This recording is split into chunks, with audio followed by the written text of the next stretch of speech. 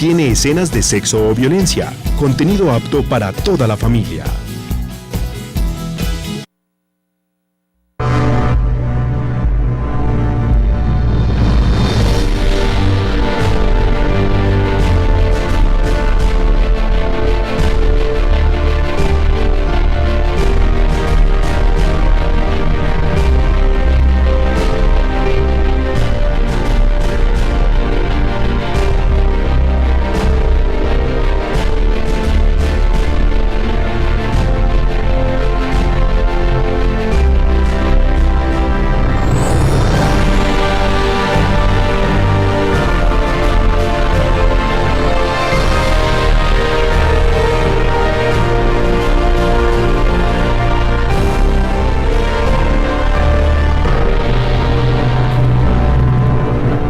Hola, muy buenos días y bienvenidos a En Voz de las Víctimas, el programa que la Unidad para las Víctimas, la Fundación Forjando Futuros y Teleantioquia tiene para todos ustedes, las víctimas del conflicto armado, y para las personas, por supuesto, que se quieran enterar acerca de estos temas, en especial de la Ley 1448 de 2011, Ley de Víctimas y Restitución de Tierras, que a propósito este viernes 10 de junio cumplió 5 años ya de vigencia, de estar reglamentada. Para el tema de hoy, que vamos a hablar de compensaciones y reubicación en la restitución de tierras, nos acompaña Marta Cecilia González Ábalos. Ella es profesional de la Unidad de Víctimas de la Territorial Antioquia. Bienvenida, Marta, por aquí a este programa, que además teníamos un breve receso debido a los festivos, los lunes festivos que pasaron 2 consecutivos. Bienvenida entonces. Ana María, muchísimas gracias por invitar a la Unidad para las Víctimas al programa. Igualmente a Gerardo Vega le damos la bienvenida, quien es el director de la Fundación Forjando Futuros. Ana María, muchas gracias. Sí, a 5 años de la expedición de la ley, yo creo que es importante poder hacer un recuento de cómo ha sido el tema de la aplicación de la ley en el tema de tierras. Y vamos a comenzar entonces, primero por las damas. Gerardo, si me lo permite, vamos a preguntarle a Marta Cecilia. Marta, en estos 5 años, antes de comenzar bien con nuestro tema del día de hoy, ¿qué se puede decir, qué balance se puede dar en estos 5 años? Además, porque quedan la misma cantidad de tiempo para que ya se acabe. Sí, Ana María, mira, la Ley de Víctimas fue expedida el 10 de junio de 2011. Justo el viernes se cumplieron los 5 años y la Unidad para las Víctimas tiene muy claro que es un reto que todavía estamos a mitad de camino por cumplir. Nosotros, se creó una gran institucionalidad muy importante para atender a las víctimas, que fue la Unidad para la Atención y Reparación Integral a las Víctimas, que fue la Unidad de Restitución de Tierras y el Centro de Memoria Histórica. Instituciones que no existían y a las que las víctimas han podido acudir para resolver sus casos en materia de reparación o en materia de restitución o de memoria histórica. También tenemos muy claro que faltan todavía muchas víctimas por ser reparadas, pero en ese proceso hemos estado trabajando durante este tiempo. Muy bien, son 8 millones de víctimas en total las que tiene registrada la Unidad para las Víctimas en todo el país. Aquí en Antioquia 1.500.000 aproximadamente, es el departamento con más víctimas. Y en cuanto a la restitución de tierras, por supuesto desde la óptica de Forjando Futuros, Gerardo, ¿cuál es ese balance que se tiene? Bueno, en el tema de restitución de tierras hay unos aspectos que son favorables. El que los jueces estén fallando con mucha más prontitud. Antes un proceso de restitución de tierras o de devolución de tierras por la vía ordinaria podría demorar 12, 15 años. Luego vino un antecedente que es el de la Ley de Justicia y Paz, que los procesos demoraron hasta 5 años. Y ahora con la Ley 1448 los jueces están fallando en promedio hasta 1 año, 12 meses, 14 meses, es el promedio de lo que demoran los jueces en tomar la decisión en restituir las tierras. Van 1.700 sentencias en 5 años, que es un aspecto positivo. Otro aspecto positivo de la ley es que el 94% ha sido fallado en favor de las víctimas, de las sentencias que han proferido los jueces. Eso es importante en la medida en que señala que esas víctimas son víctimas legítimas. Recordemos que la ley definió que quien decide quién es víctima o no es el juez. En el caso de tierras, hay una parte previa que es los trámites que adelanta el gobierno a través de las oficinas de la Unidad de Restitución de Tierras, pero quien tiene la última palabra y la decisión final es el juez, y esos jueces han decidido que el 94% de los casos que han llegado a sus manos son víctimas legítimas, y por eso han hecho la restitución. Dos cosas más señalar. Queda claro que hay que hacer una modificación a la ley. Hay que hacer una modificación a la ley para hacer la restitución vía administrativa. El presidente de la República, Juan Manuel Santos, en su segunda campaña presidencial lo anunció en Cali, en público, en un evento público, porque era necesaria una vía administrativa cuando el proceso no tiene opositor, cuando no hay quien se oponga legalmente a que la víctima le devuelva la tierra, pues allí nos ahorramos el paso judicial, que es el paso más largo, más engorroso y más costoso.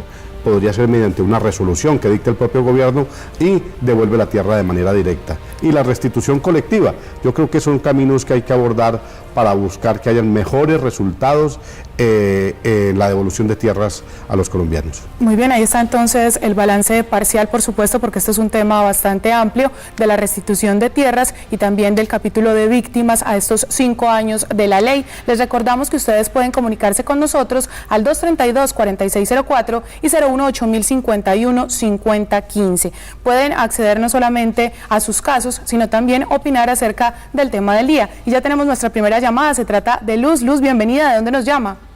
Sí, muy buenos días. Muy buenos días. Con Luz Amparo Montoya, aquí en el municipio de Caldas. Desde Caldas, bienvenida, doña Luz, ¿cuál es el caso que tiene? Mi niña, vea, lo que pasa es que a mí del 2015 me hicieron, no recibo ayuda humanitaria. A mí me hicieron el PARES en diciembre. No sé en estos momentos qué pasa, que no dicen nada de las ayudas humanitarias, no sé qué es que de la indemnización, porque mucha gente dice que no van a seguir dando pues las ayudas. Entonces estamos como en una incógnita de que no sabemos qué va a pasar con nosotros para la ayuda humanitaria o algo pues que es una esperanza que uno tiene. Y yo tengo 2 nietas que veo por ellas y aquí el único en la cabeza de hogar es mi esposo. Y en ese momento no tiene empleo y ya no es poco los recursos que están entrando al hogar. Y eso es algo pues que uno espera. Y ya va para un año, pues que más de un año que no recibe una ayuda humanitaria. Muchas gracias, doña Luz, por comunicarse con nosotros y aquí le vamos a dar respuesta a Marta a la inquietud que tiene y que además que también es una pregunta que muchas personas víctimas se están haciendo en este momento. Sí, es una pregunta muy importante, doña Luz, pero yo no escuché bien algo. Usted me dijo que le habían hecho el PARI el viernes. Hace un año, ¿le entendí? 2015. En el 2015 le llegó la última ayuda humanitaria. De todas maneras, en términos generales, quiero aclarar que el sistema de atención humanitaria tuvo una reforma y no es que a las personas ya no les vayan a dar ayuda humanitaria, sino que es a las personas que lo necesiten. La asistencia humanitaria después del primer año es para cubrir los términos de alojamiento y alimentación de las personas. Entonces la Unidad para las Víctimas hace el Plan de Atención, Asistencia y Reparación Integral, el PARI, y ahí se hace una serie de preguntas para caracterizar la familia desplazada. Y de acuerdo a lo que se mida, no solo con el PARI, sino con otra serie de registros administrativos como el CISBEN, como el catastro, como etcétera, distintos registros que existen a nivel nacional, se determina si una persona todavía requiere o una familia todavía requiere o no esa asistencia humanitaria.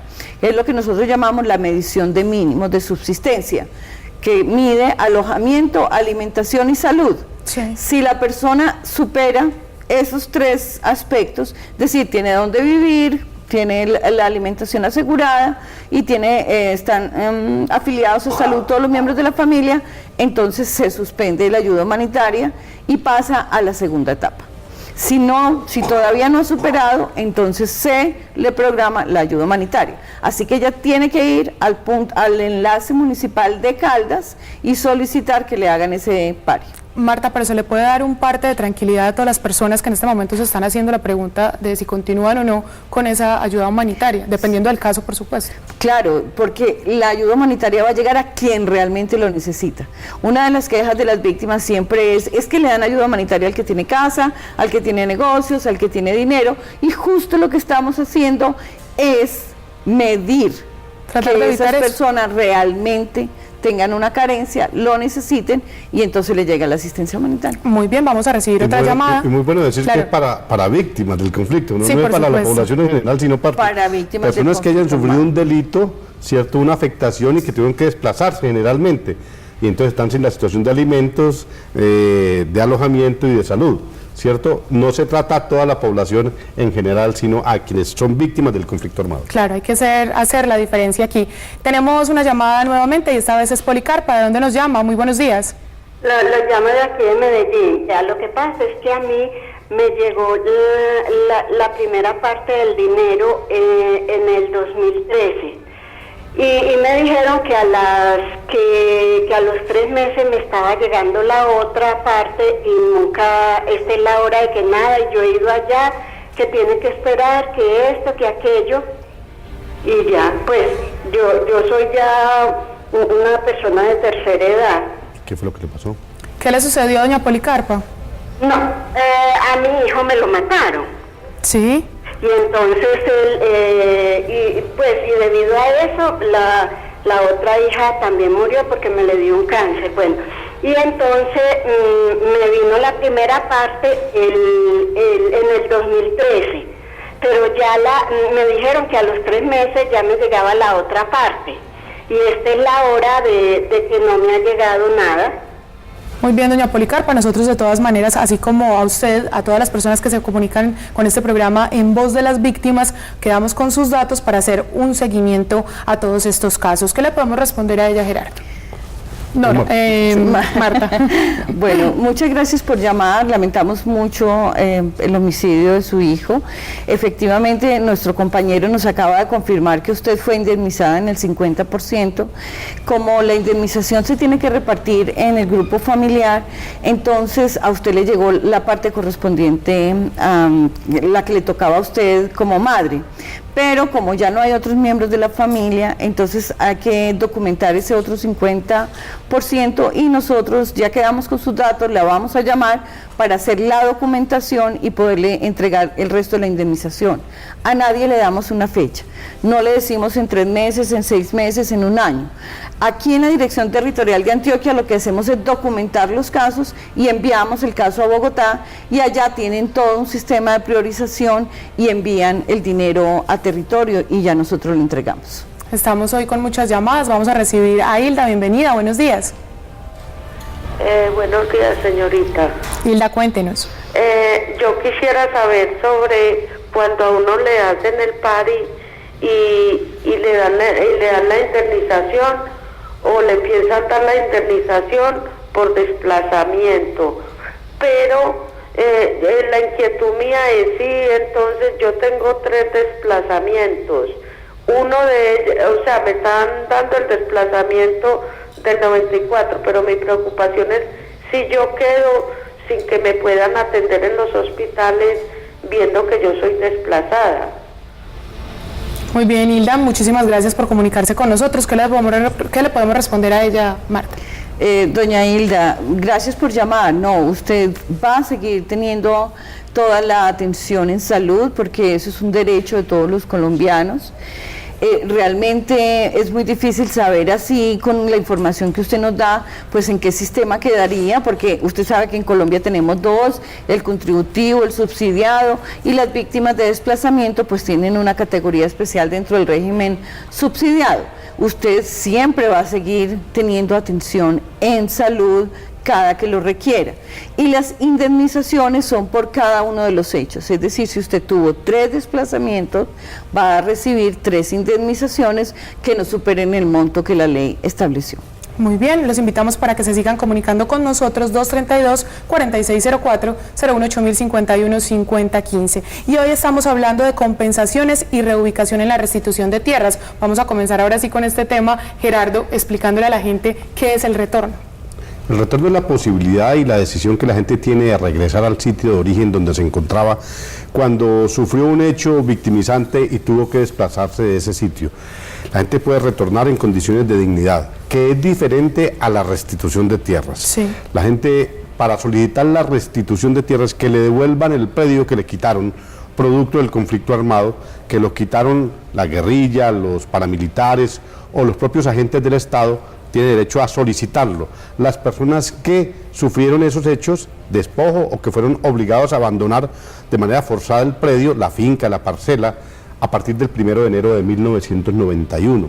pero la persona puede solicitar que le restituyan, que le devuelvan lo que le quitaron y no necesariamente tiene que retornar, porque esa es la libre disposición sobre la propiedad.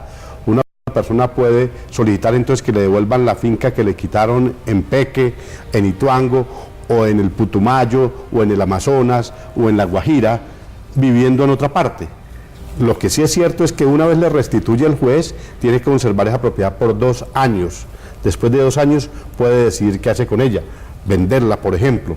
Pero antes de ello no necesita volver inmediatamente al predio. Puede allí tener una actividad laboral de manera directa o a través de otra persona. O sea, la restitución no obliga necesariamente al retorno. Hay además compensación y reubicación, pero más adelante vamos a hablar de ello, porque en la línea ya tenemos a John. John, bienvenido. John. ¿No? Sí, John, lo estamos escuchando. Buenos días. Muy buenos días. ¿De dónde nos llama? De acá, en Medellín. Muy bien, cuéntenos cuál es la pregunta que tiene. Mira, la pregunta es que, lo que pasa es que a mí me mataron 2 hermanos. ¿Aló? Sí, lo estamos escuchando, John. Sí, a nosotros nos mataron 2 hermanos. Entonces, mi mamá hizo la solicitud para lo de reparación de víctimas y hasta el momento no nos han dado ninguna información, no han dado ninguna respuesta. Entonces, eso fue hace por ahí 4 años que se hizo eso. Y ya luego fuimos porque se hizo la solicitud en el municipio de Titiribí, porque nosotros somos de allá, y hasta el momento pues no nos han dado ninguna respuesta, y lo que nos dijo el encargado de allá de la oficina de Titiribí fue que eso todavía no llegaba, que todavía no, ya van como 4 años. Muy bien, John, muchísimas gracias por comunicarse con nosotros y aquí por supuesto vamos a resolver esa inquietud con Marta. Bueno, muchas gracias por llamar, pero según nuestra información, nuestra base de datos, usted como persona no tiene ninguna declaración por el homicidio de sus hermanos, es decir, la unidad no tiene una declaración que usted haya dado en la personería o en la Defensoría del Pueblo sobre esos homicidios. Es decir, que usted nunca va a recibir una respuesta porque nosotros no lo tenemos. ¿No aparece en el registro? No aparece en el registro, no aparece que estuviera en valoración siquiera. Entonces, si ustedes tienen una copia de esa declaración que usted dice su mamá rindió, pues debe acercarse nuevamente a Titiribí o si ya están en Medellín a un punto de atención y darnos una copia de esa declaración, porque entonces algo pasó, porque la unidad no la tiene. Usted solo tiene una declaración por desplazamiento, esa valoración ya se hizo, ya a usted se le valoró si era víctima del conflicto o no, usted tiene que ir a un punto de atención en Medellín para que se le haga la notificación al respecto. Entonces aproveche ese espacio donde le vamos a notificar para llevar esa declaración sobre el homicidio de sus hermanos, porque la unidad no la tiene. Gracias, Marta. 232-4604-018-051-5015. Esas son las líneas dispuestas en Voz de las Víctimas para atender todos los casos. Y continuamos hablando ahora. Si me permite, claro que sí, Gerardo. Es bueno que recordarle a la gente que hay una persona de la unidad de víctimas, hay un funcionario con el computador en mano que en tiempo real nos está diciendo cómo se encuentra el caso de cada uno. Por eso la persona que llamó antes se le dice, mire, no aparece su declaración ahí. Y por eso la doctora Marta le está diciendo, si usted tiene una copia, llévenla. Aquí estamos informándoles en tiempo real una base de datos que está en el máster, un funcionario de la unidad de víctimas que está en el máster y nos está dando la información aquí mediante audífonos para poderles a ustedes dar la información rápida y ágil. Importante aclaración, Gerardo, para que la gente no crea que de pronto nos estamos inventando algo, esto es en tiempo real y por supuesto con la base de datos de la unidad de víctimas de la territorial Antioquia. Hoy estamos hablando de compensaciones y de reubicación en la restitución de tierras y hablemos entonces, Gerardo, de la reubicación esta vez. Ahorita explicamos el retorno, ahora expliquémosle a todas las personas, todos los televidentes, la reubicación. La reubicación desde el punto de vista de la restitución se entiende como cuando la persona le solicita al juez o magistrado que le dé en compensación un bien inmueble en otra parte. O sea, le compensan con tierra en otra parte. Esa es una opción que tiene el juez. En primer lugar, el juez de tierras está en la obligación de primero restituir, en segundo lugar compensar con tierra, una tierra que sea de características similares a la que le despojaron, y lo puede hacer en cualquier otra parte del territorio nacional de acuerdo al fondo y de acuerdo a la unidad de restitución de tierras. Y tercero, una compensación en dinero. Cuando hay imposibilidad de devolver el predio mismo que se despojó, el predio del cual tuvo que salir la persona, pues entonces el juez valora una tierra similar o en último lugar valora en términos económicos. Son las compensaciones que existen hoy en la ley de restitución de tierras. Muy bien, vamos a invitar nuevamente a nuestros televidentes para que se comuniquen con nosotros, 232-4604, 018-051-5015. Les recordamos que ustedes, además de conocer su caso, de llamar y preguntar por esos casos que tienen y nosotros dar respuesta, también pueden opinar acerca del tema del día. Hoy estamos hablando de compensaciones y reubicación en la restitución de tierras. Y tenemos ya una nueva llamada, nos llama Blanca, bienvenida, muy buenos días. ¿De dónde nos llama? Buenos días, de Medellín. Cuéntenos, Blanca. Yo pertenezco a las víctimas, estoy en el registro. Yo siento vulnerados mis derechos porque yo pertenezco a un alto grado de vulnerabilidad. Yo me registré con mis padres. Mi padre se murió hace entre 15 y 16 años. Mi padre ya falleció esperando la indemnización. Las ayudas han sido muy restringidas y muy irregulares, muy restringidas. En el momento, pues hace más de un año que no me llega la ayuda. La penúltima no me daban información, y la información, o sea, cuando me dieron la información, yo tenía el turno 27-23. Me entregaron la ayuda después de mucho batallar porque no me informaban cuando iban en el 45-828.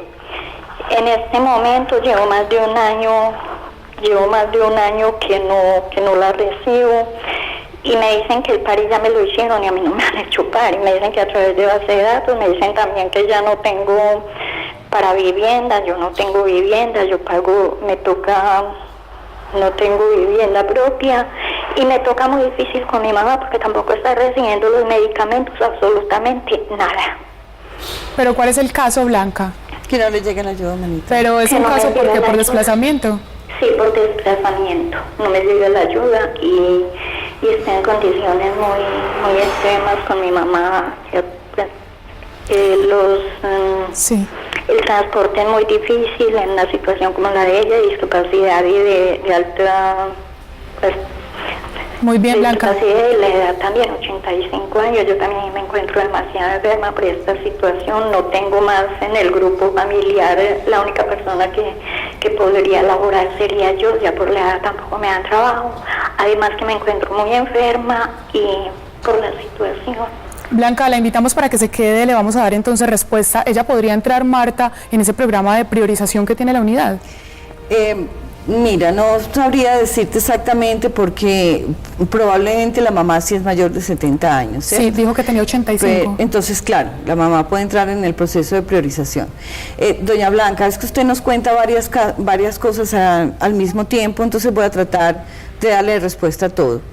La indemnización para el desplazamiento forzado no existía antes del 2011 y también fue una decisión de la Corte Constitucional posterior la que dijo que las víctimas de desplazamiento forzado iban a recibir indemnización en dinero.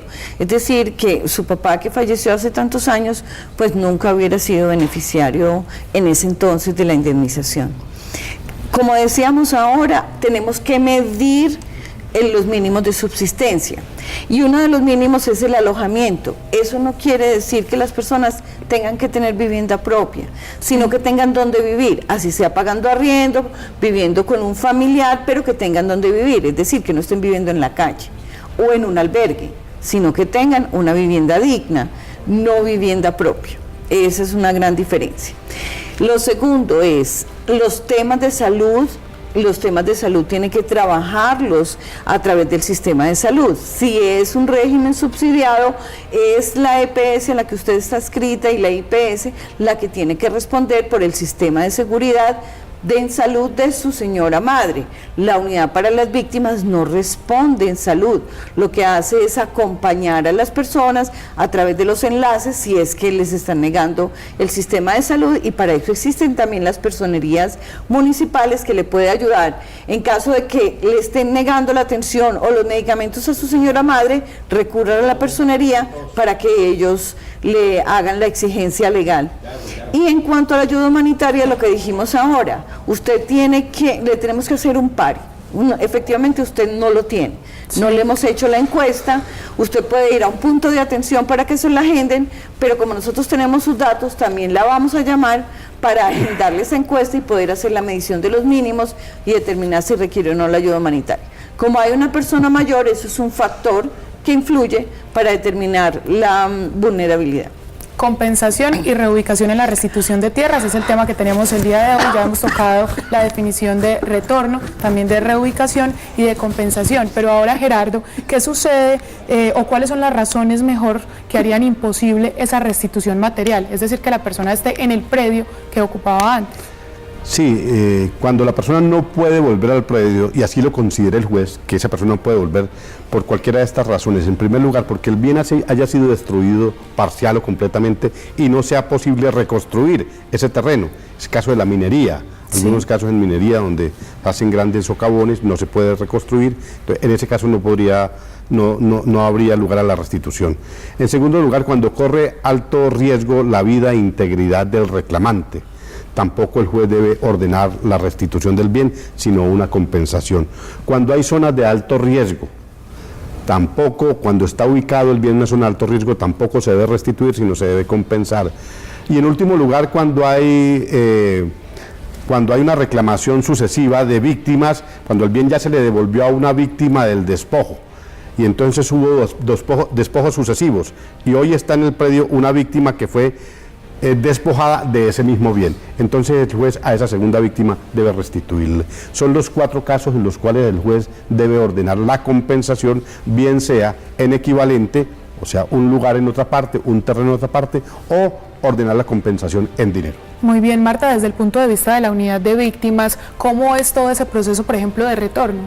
Muy bien, Ana María, muy importante esa pregunta porque hay grandes diferencias en relación a lo que Gerardo estaba diciendo con el proceso de restitución de tierra. Y él ya lo dijo, el retorno, la reubicación en la integración local no necesariamente están ligadas a un proceso de restitución. Porque hay personas que fueron desplazadas sin que hubieran perdido sus tierras o sin que tuvieran tierras. La unidad para las víctimas, para acompañar un proceso de retorno, exige 3 condiciones muy importantes. La primera es la voluntariedad, es decir, nadie puede obligar a otra persona a retornar o a reubicarse. La segunda es la seguridad, el lugar tiene que tener un concepto de seguridad favorable. Y la tercera es la dignidad, que también lo mencionó Gerardo anteriormente, y es que la persona cuando retorne o se reubique tenga cómo rehacer su vida en ese nuevo lugar. Marta, muchísimas gracias por acompañarnos el día de hoy. Esperamos volverla a ver por aquí en Voz de las Víctimas y pues para aclarar todas esas dudas de los televidentes. Gerardo Vega, director de la Fundación Forjando Futuros, también muchas gracias por acompañarnos el día de hoy. Gracias, muy amable. A ustedes, por supuesto, muchísimas gracias por estar con nosotros. 9:30 de la mañana el próximo lunes en Voz de las Víctimas por Teleantioquia. ¡Feliz día! Muchas gracias.